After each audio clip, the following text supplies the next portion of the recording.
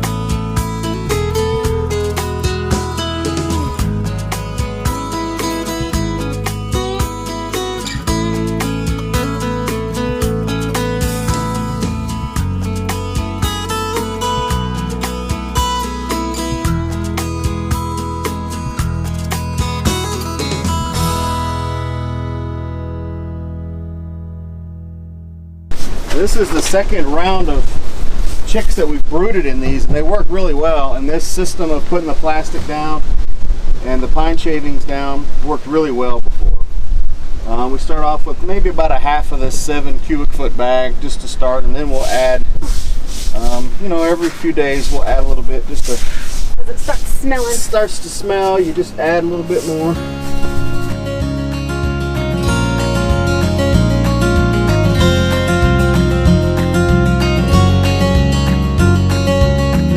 Most important things that you'll need is a good water. This is a gallon sized water. It's plastic.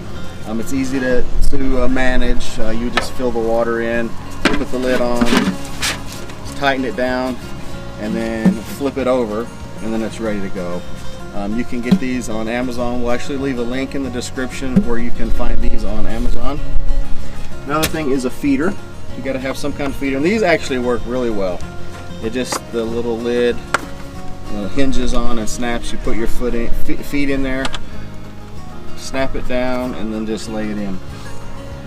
Even the day-old baby chicks will scratch, and so they're going to kick up a lot of this bedding, pine shavings into the feeders and into the water. So you have to keep your eye on that and go in a couple times a day and clean all that extra pine shavings out, throw it back in there, and then add a little food.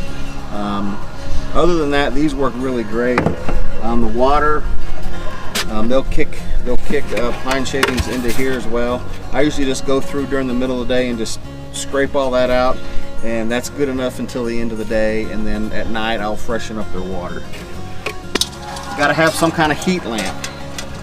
This is a good metal heat lamp with a ceramic fitting here. That's the kind that you want so that it doesn't melt. If it's plastic and you put a heat lamp in there, it could melt and cause a fire. A good bulb,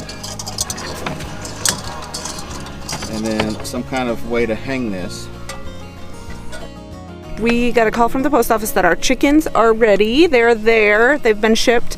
These are our broiler chickens that we are going to raise for our meat birds.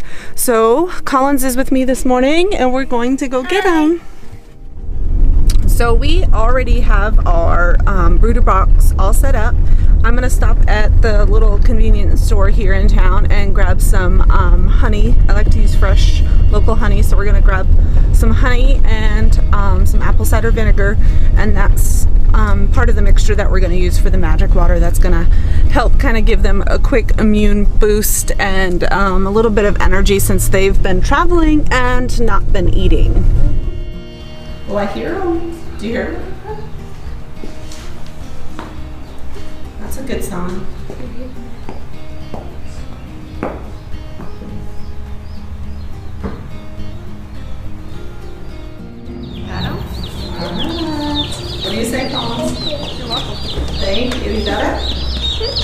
Are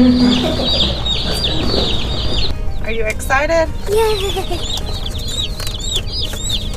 They sound healthy, huh? Lots of squawking. Yay! We're gonna dip the little chicken's beak in the water before we put them in. Set it in. And show them where the food is. Did you dip it in? Here's the food. Little guy. Oh.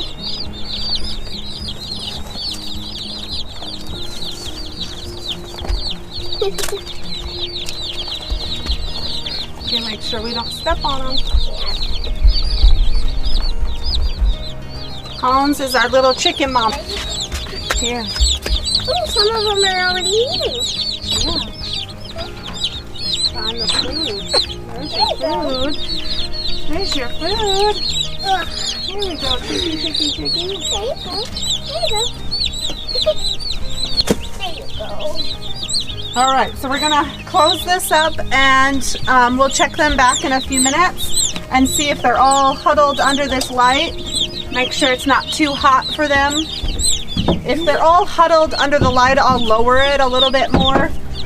But if they're running around, scattered around, then it's in a good position. So, all right, we'll check them in a little bit.